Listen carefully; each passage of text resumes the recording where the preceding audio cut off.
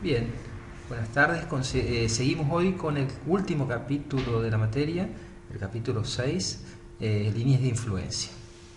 Veremos las consideraciones generales y sabemos que la posibilidad de cargas móviles, de tener cargas móviles en la estructura, implica dos necesidades. Una, de obtener solicitaciones de formaciones que produce una carga o un determinado estado de carga para distintos puntos de aplicación de la misma, o conocer el estado más desfavorable de aplicación de la carga que trae aparejadas las mayores solicitaciones o deformaciones y con las cuales tenemos que evaluar una determinada sección. Después tendremos que saber qué valores de solicitaciones, deformaciones tenemos para poder dimensionar, por ejemplo.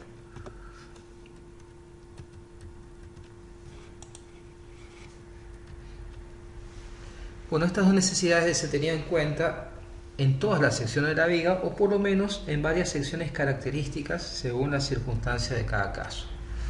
Bueno, el trazado de diagramas o líneas de influencia nos permite la respuesta adecuada a estas dos necesidades que mencionamos recién, y su utilización es casi imprescindible en el caso de estudios de puentes grúas, donde las cargas móviles tienen una cierta importancia con respecto al peso propio o carga permanente. Antes de seguir con el tema, tenemos que definir lo que es una línea de influencia. Entonces podemos decir que definimos como línea de influencia de una solicitación, podría ser también una deformación, en una determinada sección a un diagrama tal que su ordenada en un punto I mida en una determinada escala el valor de la solicitación en la sección A. O sea, aquí estamos analizando la ordenada esta, delta I, me mide el valor de algo que estoy midiendo, que puede ser una solicitación, una deformación en la sección A, en AA, cuando en el punto I actúa una carga unitaria. No sé por qué esto no está bien. Entonces, la ordenada delta I representa el valor del momento flector en A, esta ordenada delta I, representa el valor del momento flector en esta sección A, cuando en el punto I actúa una carga unitaria. Entonces, el valor del momento flector en A va a ser esta ordenada delta I que tenemos aquí, el valor de la ordenada delta I, por un factor de escala, ¿sí?, para una carga PI aplicada en el punto I. Si la carga fuera distinta de la unidad, tendríamos que aplicar o multiplicar ese valor de delta I por el verdadero valor de la carga.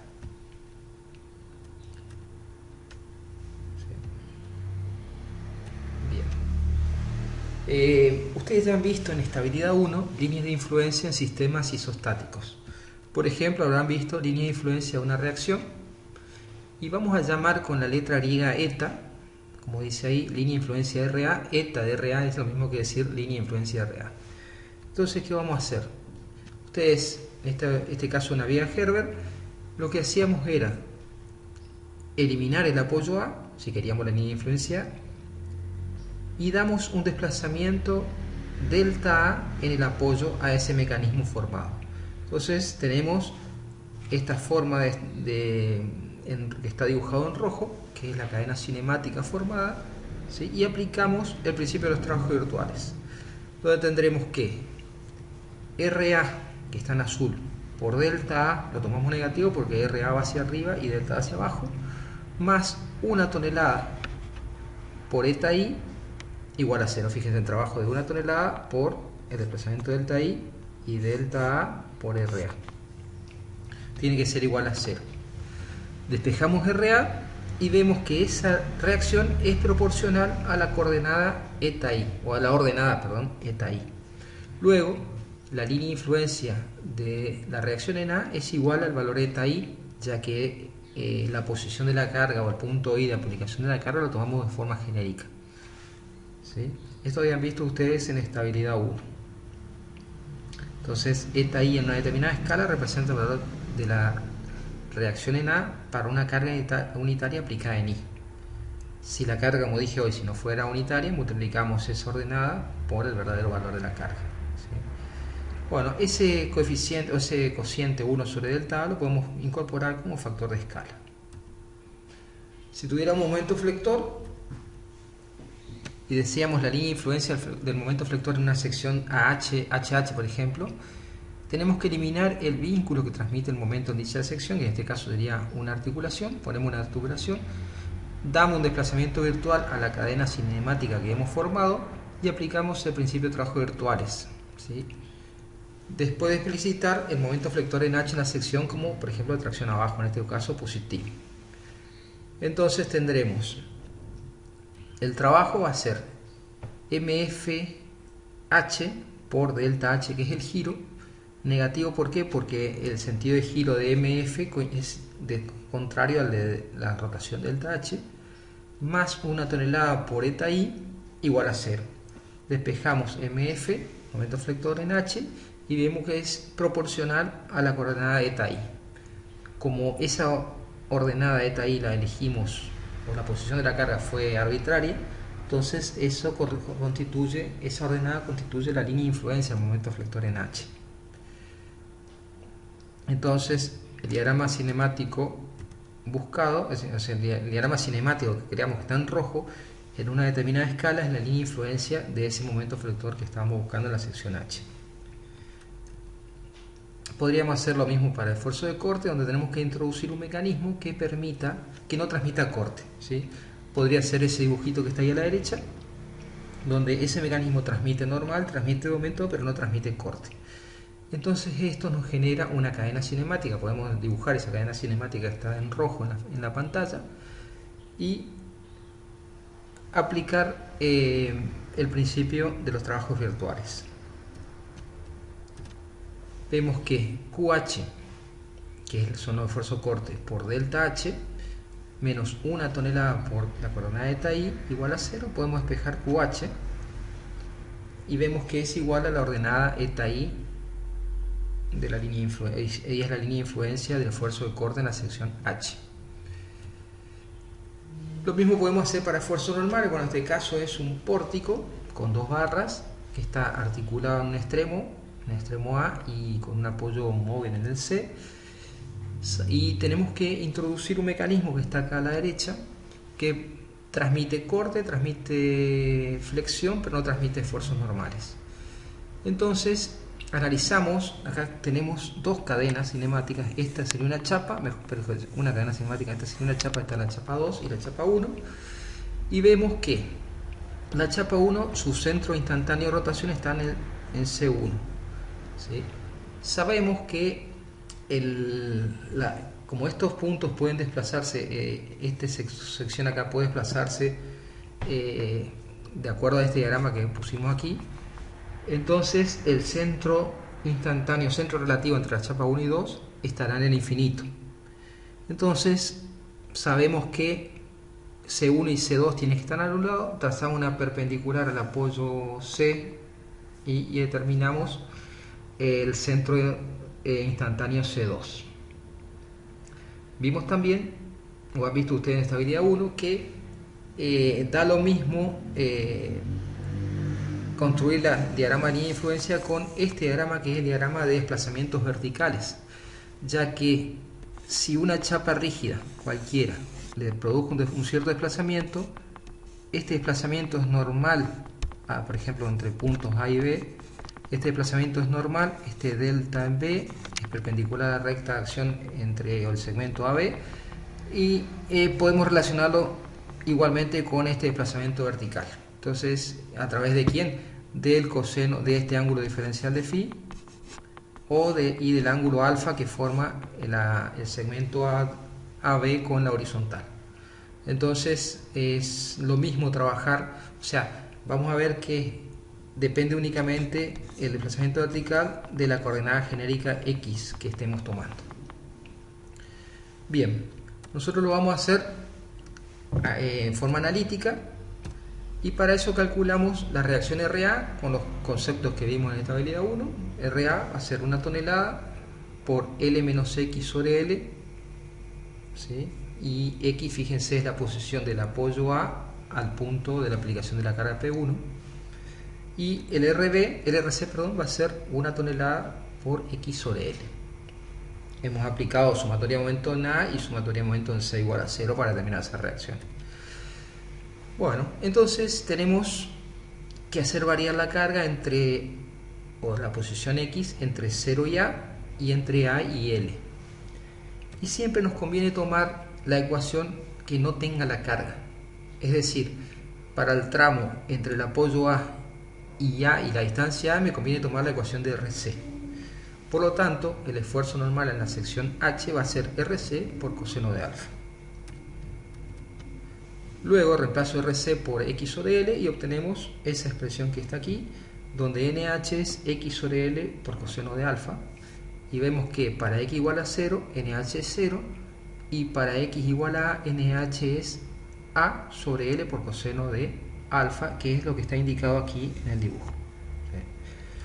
Bien, cuando la carga esté entre A y L, ¿sí? P1 esté entre A y L, tendremos que usar entonces el valor de RA. Nos conviene usar el valor de RA, que vimos que estaba acá, una tonelada por 1 menos X sobre L, ¿sí?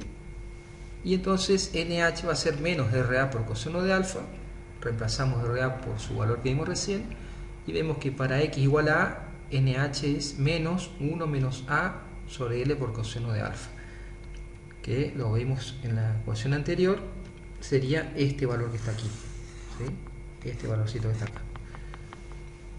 Bien, con eso hemos construido la línea de influencia del esfuerzo normal.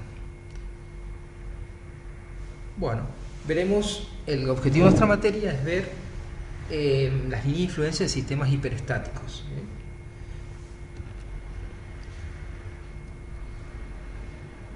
Bueno, entonces uno de los primeros métodos que podemos utilizar para calcular la línea de influencia del sistema hiperestático es el que veremos a continuación. Supongamos, y que es el método por puntos, que es el más laborioso de todos. Supongamos una viga hiperestática de 4 tramos, es decir, tiene un grado de hiperestaticidad de 3. Y este método por puntos, ¿qué nos dice? Y bueno, dividamos la viga en una cierta cantidad de puntos. En este caso, los puntos 1, 2, 3, 4, 5, el 6 está el apoyo, 7 y así sucesivamente hasta el punto 24. ¿Y qué hacemos? Aplicamos una carga P igual a 1 en el punto 1. ¿Sí? ¿Qué hago ahí?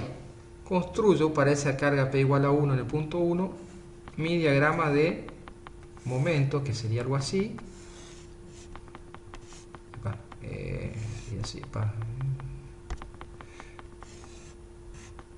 Y algo así. ¿Qué hago? Para ese diagrama de momento, disculpen que dibujo con la mano, veo qué valor tiene el momento flector en A para esa posición de la carga. Suponemos que me dio este pedacito acá, ¿sí? Ese valor lo dibujo, que me dio tracción arriba, lo dibujo sobre el punto acá de coordenada, el punto 1' que elegimos acá, que está abajo el punto 1. ¿Sí? Y ese es mi primer valor de la línea de influencia en el método por puntos. ¿Sí? O sea, este valor en celeste que marqué acá es el valor que tiene el momento flector en la sección AA cuando en el punto 1 actúa una carga unitaria. ¿Qué hacemos luego? Aplicamos una carga en 2, resuelvo, o sea, por algún método que hemos visto en la materia, resuelvo el diagrama de momentos, me fijo para esa carga en 2 cuál es el valor del momento flector en la sección A y ese valor lo dibujo en correspondencia aquí con el punto 2. Y así hago lo mismo con los puntos 3, 4, 5 y voy mirando. Para cada, o sea, acuérdense que cada puntito, esto 1, 2, 3, 4, 5, 7, etcétera, para cada una posición de la carga en uno de los puntos tengo que resolver el hiperestático, ¿sí? Un hiperestático de grado de hiperestaticidad igual a 3. O sea, tendré que resolver en este método por punto tantos hiperestáticos como puntitos hemos tomado en la viga, ¿sí? Bueno, eso me dará, la resolución de cada hiperestático me dará una ordenada de este diagrama de línea de influencia. Bueno, una vez determinadas estas ordenadas, uno por segmentos rectos, voy uniendo todos los puntos y obtengo la línea de influencia buscada. En este caso, la línea de influencia del momento flector en A. ¿Sí? Bueno, esto es lo que expliqué recién, está explicado ahí en las diapositivas con texto. pero es un método largo, ¿sí? Y depende del número elegido, pero es muy complicado, muy laborioso, no complicado hacerlo. Y vamos a ver al final que la utilización de la matriz beta nos puede ayudar a resolver esto en forma mucho más sencilla. El siguiente método sería el método de Moore-Breslau, que es una aplicación del teorema de Bethe y Maxwell, ¿sí? Entonces veamos la línea de influencia de deformaciones. Queremos, por ejemplo, hallar la línea de influencia, y por eso ponemos eta, esa letrita eta, de la rotación en el apoyo B. Esta es nuestra viga, una viga hiperestática con 4 tramos, y queremos conocer la línea de influencia de la rotación en B. Para eso aplicamos en B un momento unitario, puede ser horario o antihorario como quieran, ¿sí? Pero tiene que ser, ese momento que aplico tiene que ser correspondiente con la deformación o la línea de influencia de la deformación que estoy buscando. Entonces, para ese momento resuelvo la estructura. Ese sería mi diagrama de momentos. Podría dibujar el diagrama de corte normal. En este caso me interesa el diagrama de esfuerzo de momentos flectores. Hallo la elástica y vamos a demostrar que esa elástica corresponde a la línea de influencia de la rotación en B. ¿Qué vamos a hacer para eso? Tomamos otra vez la misma viga y aplicamos una carga P igual a 1 en un punto genérico cualquiera, ¿sí? En el punto I que está indicado en la figura. Hallo la elástica, ¿sí? Y vamos a aplicar el teorema de Maxwell. Como las cargas son unitarias, podemos aplicar el teorema de Maxwell. Entonces, mi primer estado sería, mi estado 1, sería la primera viga con un momento m igual a 1. Y mi estado 2, y obviamente el estado 1 con sus deformaciones correspondientes. Y el estado 2 sería la carga P igual a 1 en un punto genérica I con sus deformaciones correspondientes, con su elástica, ¿sí? Bien, entonces será el trabajo de este estado de cargas 1, m igual a 1, a lo largo de las deformaciones producidas por el estado de cargas 2, en este estado de cargas 2 que sería phi b, tiene que ser igual al trabajo del estado de cargas 2 a lo largo de las deformaciones producidas por el estado de cargas 1, que es NI, ¿sí? Entonces, como m es unitario y p es unitario, phi b igual a eta i. O sea que en una determinada escala, la primera elástica que dibujamos allá arriba en rojo es la línea de influencia de la rotación en B que hemos buscado, que ha demostrado, ¿sí? Aparece un factor de escala nada más, pero constituye la línea de influencia de la rotación en B. Y esto es así porque hemos elegido la ubicación de la carga P igual a 1 en un punto genérico I, que si lo corro me sigue dando lo mismo la ecuación, ¿sí? Bueno, podríamos hallar también línea de influencia de un descenso en esta estructura hiperestática que vemos aquí. Por ejemplo, queremos hallar la línea de influencia del descenso en D. Entonces, tengo una carga unitaria en el extremo del descenso, o sea, donde quiero evaluar la línea de influencia. Hallo el diagrama de momentos, hallo la elástica para esa carga P igual a 1, y esto constituye mi estado de cargas y deformaciones de estado 1. Bueno, para demostrar que esta elástica que tengo aquí, esta elástica, es la línea de influencia del descenso en D, aplicamos un segundo estado de carga a la misma viga, un P igual a 1 en el punto I. Para ese estado de cargas, hallo las deformaciones, que sería la en rojo, que sería mi segundo estado de carga con sus deformaciones correspondientes, y aplico el teorema de Maxwell, ¿sí? Entonces será P asterisco, que es la carga en el estado 1, por las deformaciones del estado 2, que es delta D, tiene que ser igual a P igual a 1 por eta I, y luego despejo delta D, que es igual a eta I por una cierta escala. Y hemos demostrado que la primera elástica constituye la línea de influencia de la deformación en D. ¿Qué tuve que hacer acá? Aplicar, ¿se acuerdan del primer caso que quería la línea de influencia de una rotación en un cierto punto? Aplicaba un momento flector, ¿sí? Ahora, como quiero un descenso en el punto D, aplico una carga en la dirección del descenso que quiero calcular, ¿sí? La carga P igual a 1 asterisco. También podríamos calcular la línea de influencia de una reacción, en esta vía continua, por ejemplo. ¿Sí? Quiero la línea de influencia de la reacción en A. ¿Qué hacemos? Sacamos el apoyo y aplicamos una carga P igual a 1, ¿sí? En el lugar donde quiero la línea de influencia. Eso me dará una cierta elástica como la que está dibujada aquí, ¿sí? Fíjense que el apoyo sufrió un cierto desplazamiento delta, lo hicimos, me da un desplazamiento delta virtual, ¿sí? Y ahora apliquemos un segundo estado de cargas P igual a 1 en el punto I, ¿sí? ¿Junto con quién? Con el verdadero valor de la reacción para este estado de carga. O sea, si yo le había sacado el apoyo a la primera estructura, pongo una carga P igual a 1, pero aquí pongo el verdadero, o sea que en el apoyo este valor de RA es el verdadero valor de RA para P igual a 1 actuando en I, entonces el descenso aquí tendrá que ser nulo, ¿sí? El delta A tiene que ser igual a 0. Entonces aplicamos Maxwell entre estos dos estados de cargas. Y eso nos dará P asterisco que está aquí por delta A, que tiene que ser 0, tiene que ser igual a ¿quién? Al trabajo de RA, o sea, la reacción de RA del segundo estado por delta, menos o más PI por eta I. Y eso igual a 0. ¿Sí? El valor negativo de RA es porque R va hacia arriba y el delta del primer estado va hacia abajo, ¿sí? Por eso es 0. Como P por delta A es 0, todo tiene que ser igual a 0. Y despejo que RA es proporcional a la línea, o sea, a la coordenada de eta I. Luego, eta I es la línea de influencia de la reacción en A, en una cierta escala. Si quisiera dar la línea de influencia, por ejemplo, de una solicitación, puede ser un momento o un corte, en este caso la línea de influencia del momento flector en A, ¿qué tengo que hacer? En la sección donde quiero calcular la línea de influencia del momento flector, coloco o aplico, elimino el vínculo que transmite ese momento flector, que en este caso sería una rótula, y aplico un par de momentos m igual a 1 a cada lado de la articulación. Hallamos las solicitaciones y no la dibujé, pero puedo hallar la elástica, está dibujado hoy en rojo, ¿sí? Y demostraremos que esta elástica está acá, es la línea de influencia del momento flector en esa sección AA. ¿Qué hacemos entonces?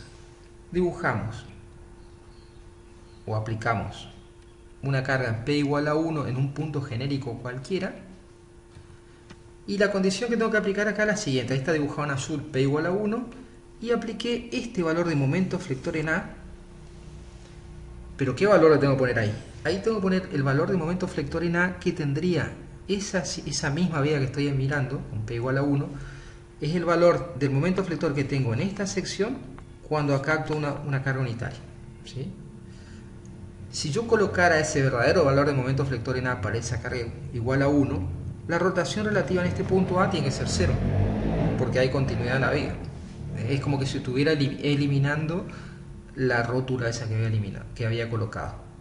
Entonces ahora puedo calcular o aplicar el teorema de Maxwell entre mi estado de cargas 1, este es el estado de cargas y deformación 1, y mi estado de cargas y deformaciones 2. ¿Sí? Entonces, delta 1, 2 igual a delta 2, 1. ¿Sí? Bueno, por Maxwell será entonces m por delta phi. Fíjense que m es un tonelámetro por delta phi, que dijimos que era 0 porque acá no hay rotación relativa. O sea que m por delta phi va a ser 0. Tiene que ser igual a la carga P por eta I menos el momento flector en A por esta rotación relativa delta. Como eso es igual a 0, despejo la línea de influencia. Bueno, no sé por qué no funciona. Ahí está. Despejo el momento flector en A. Esto sería mi factor de escala y esto es la coordenada de eta I. Luego, el momento flector en A es proporcional a la coordenada esta eta I, o sea, la elástica que teníamos aquí, y esa constituye la línea de influencia del momento flector en A. Si quisiéramos la línea de influencia del esfuerzo de corte, tendremos que aplicar el mecanismo que vimos hoy para el caso de la línea de influencia isostática. Es un mecanismo que transmita momento normal, pero que no transmita corte. Entonces tenemos la vía hiperestática, queremos la línea de influencia en esa sección donde aplicamos ese mecanismo, y del esfuerzo de corte aplicamos un corte igual a 1 aquí y corte igual a 1 aquí. Hallamos la elástica de esa estructura y vamos a demostrar que esta es la línea de influencia del esfuerzo de corte en la sección A. Este sería nuestro primer estado. Tomemos un segundo estado con una cierta carga P igual a 1 en un punto genérico I, en correspondencia con este punto genérico I, y acá en la sección A apliquemos QA y QA aquí. ¿Qué valor tiene QA? Y es el valor del esfuerzo de corte para esta estructura cuando aquí en el punto I actúa una carga unitaria, ¿sí? De esa forma, mi desplazamiento relativo entre el extremo izquierdo y derecho de esta elástica tiene que ser 0, porque estoy aplicando el verdadero valor de corte. O sea, es como que estuviera eliminando este mecanismo que está acá, lo elimino, ¿sí? Hay continuidad y tengo que las dos elásticas tienen la misma posición. Entonces, aplico el teorema de Maxwell, que será Q asterisco por delta A, que es 0, el Q asterisco es esta carga, por delta A, que es 0, este sería el estado 1, este estado 2, tiene que ser igual a ¿quién? Al trabajo de las cargas del estado 2, que es P igual a 1 por eta I, más QA por delta igual a 0. Entonces, el esfuerzo de corte QA en una determinada escala es igual a la coordenada eta I que está aquí. Luego la línea de influencia del corte es igual a esa línea, esa elástica que habíamos dibujado al principio. Bien, entonces resumiendo, vimos el método por puntos o directo, vimos distintas aplicaciones del método de Müller-Breslau, que es la aplicación de los teoremas de Bethe y Maxwell. ¿Sí? Hemos visto para deformaciones, para rotaciones, para distintas solicitaciones, y nos queda ver otro tercer método que no hemos mencionado, que es por superposición de efectos, donde aplicamos el método de la fuerza, matriz beta, que habíamos visto en el método de las fuerzas. Entonces, para hallar la línea de influencia por superposición de efectos, lo que vamos a hacer es lo siguiente. A esa estructura que tiene 1, 2, 3, 4 tramos, o sea un grado de hiperestaticidad igual a 3, la convertimos en isostática como hacíamos en el método de la fuerza. Yo elijo aquí, porque es más conveniente, colocar articulaciones en los nudos intermedios, los apoyos intermedios, y mis coordenadas hiperestáticas serían x1, x2 y x3. O sea, los momentos flectores en los apoyos serían mi incógnita hiperestática. Bueno, cuando trabajamos en el método de la fuerza, sabíamos que si quería calcular el momento flector en A para el isostático más las cargas más el isostático con las cargas 0 más los hiperestáticos, el isostático de cargas x1, x2 y x3, ¿sí? Lo que tenía que hacer era sumar los diagramas directamente. El M0, diagrama de M0, el valor de M0 en A, más el valor de M1 en A, por el verdadero valor de x1, más el valor del momento flector en A para un x2 igual a 1 por el verdadero valor de x2, más el valor del momento flector en la sección A debido a un x3 igual a 1 por el verdadero valor de x3. Bien, tenemos que ver qué términos dependen de las cargas y cuáles no. Depende de las cargas M0, o sea, el diagrama M0, X1, X2 y X3 depende de las cargas. Luego, la línea de influencia en momento flector en A va a ser la línea de influencia del isostático M0 con las cargas exteriores, más la línea de influencia X1 por el valor de M1A. ¿Qué es el valor de M1A? Es el valor del momento flector en A para un X1 igual a 1. Eso no depende de las cargas exteriores. El M2A, que sería, dijimos, el valor del momento flector en A para un X2 igual a 1 por la línea de influencia de X2 más la línea de influencia de X3 por el valor del momento flector en A para un X3 igual a 1, que puede existir o no, puede ser 0 o no. Bueno, cuando vimos el método de la fuerza, matriz beta, vimos que una incógnita peristática xy la podía expresar como una combinación lineal de los términos de carga delta J0 por los beta I1. Estos términos dependían únicamente del isostático fundamental, o sea, de los delta y J elegido, y esto dependía de las cargas exteriores. Y lo podía escribir como sumatoria de J igual a 1 a n de delta J0 por beta IJ, donde dijimos xy son las incógnitas peristáticas, los delta J0 son términos que dependen de las cargas exteriores, y los beta, que por Maxwell eran iguales, beta IJ igual a beta JI, son independientes de las cargas exteriores. Luego, si aplico el simbolito de línea de influencia acá adelante, ¿sí?, tendré que aplicar a este término a todos los términos que dependen de las cargas exteriores, ¿sí?,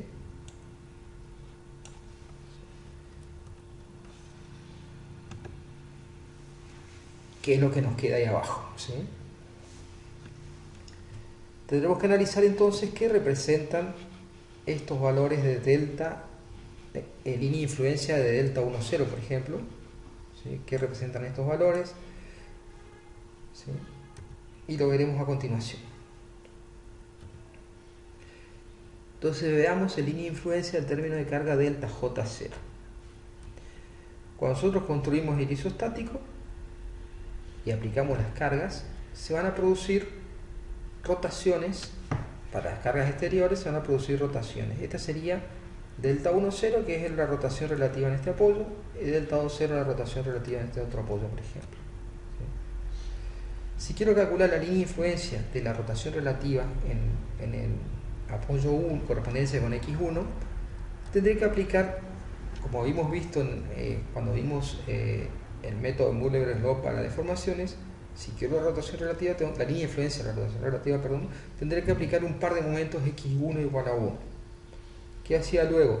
Hallaba la elástica, y esa elástica me daba la línea de influencia de la rotación relativa en ese punto, ¿sí? Está dibujado en rojo, entonces esa constituye, de acuerdo a lo que hemos visto, la línea de influencia de delta 1,0. Si queremos la línea de influencia de delta 2,0, o sea, la rotación relativa en el apoyo 2, o en correspondencia con la incógnita x2, tendremos que aplicar un x2 igual a 1, hallar la elástica, y esa elástica será la línea de influencia de delta 2,0, y lo mismo para la línea de influencia de delta 3,0, la línea de influencia de la rotación relativa en ese apoyo.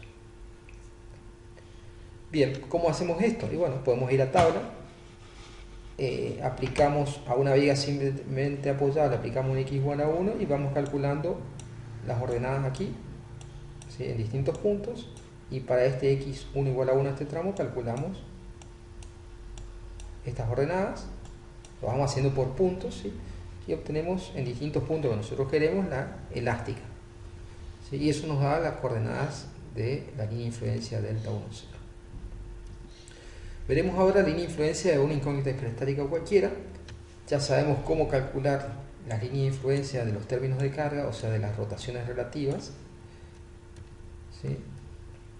Bueno, y lo único que tengo que hacer es una combinación lineal. Con la línea de influencia delta 1,0 la multiplico a toda esa línea de influencia por el factor beta 1,1, que tendrá un determinado signo, más la línea de influencia de delta 2,0 por beta 1,2, más la línea de influencia de delta 3,0 por beta 1,3, y obtengo la línea de influencia de la incógnita x1. Puedo hacer lo mismo para x2 y lo mismo para la línea de influencia de x3, ¿sí?, por superposición de efecto. ¿Qué me representa esto? Esta primera línea de influencia de x1. Y bueno, me representa la línea de influencia del momento flector en el apoyo 1, ¿sí?, la línea de influencia, cuánto vale el momento flector en el apoyo 1, cuando en un punto genérico, por ejemplo este, si yo acá tengo una carga P igual a 1 aplicada,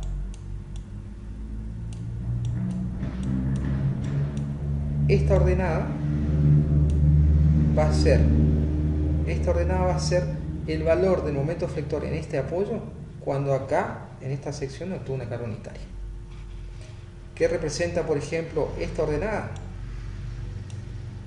Y bueno, representa el valor del momento flector en este apoyo, cuando acá actúa una carga unitaria. O sea, este es el valor del momento flector en el apoyo. Y lo mismo, por ejemplo, esta ordenada que representa el valor del momento flector en el apoyo 3 que es acá en el medio, cuando acá actúa una carga unitaria. Y es el valor de esta ordenada directamente, ¿sí? Es el momento flector en este apoyo. Bien. Como vemos, o como dijimos, la línea de influencia de los X1, X2 y X3 son combinaciones lineales de las líneas de influencia de los delta J0. Bueno, como si queremos la línea de influencia de una solicitación, por ejemplo en la sección A, aplicamos lo que vimos en la ecuación del método de la fuerza de superposición de efectos, calculamos línea de influencia, esta ecuación la habíamos visto recién, eran términos que dependían de las cargas y los términos que no, ¿sí? Esto no depende de las cargas, ¿sí? Ninguno de estos términos depende de las cargas, los otros sí. Y bueno, la línea de influencia de M0 en A, ¿qué será? Es la línea de influencia de un sistema de una viga simplemente apoyada con una rótula, aplicamos una rótula en A, le damos el mecanismo, aplicamos el principio de trabajo virtual y sería la línea de influencia de M0, línea de influencia de un isostático. Bueno, acá podemos ver que apliqué un X1 igual a 1, dibujo el diagrama de momento de M1 y fíjense, el valor de M1A es el valor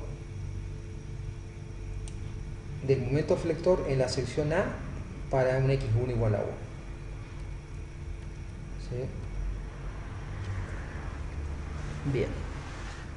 Entonces multiplico las ordenadas de la línea de influencia X1, las ordenadas de la línea de influencia X1 por el valor de M1A, que es una constante. ¿Sí? Aplico un X2 igual a 1 y me fijo qué valor tiene para este X2 igual a 1, cuál es el valor del momento flector en la sección A para ese X2 igual a 1. Multiplico este valor, este número que está acá, por las ordenadas de la línea de influencia X2, ¿sí? Y sumo, y voy sumando, ¿sí? Lo mismo hago, esta es la línea de influencia X2, ahora lo mismo para X3. Fíjense que en este caso, como la sección de esta acá, para X3 igual a 1, M31 es 0. Sumo cada uno de estos productos que dije recién, línea de influencia X1 por M1 más la línea de influencia X2 por M2 más la línea de influencia X3 por, en este caso, M3A, que es 0, y ese resultado va a ser este diagrama que tengo acá, y ese va a ser, y sumar la línea de influencia de M0, que es esto que está acá, ¿no? Este diagramita que está acá. La suma de todos me da la línea de influencia del momento flector en A, aplicando el principio de superposición de efectos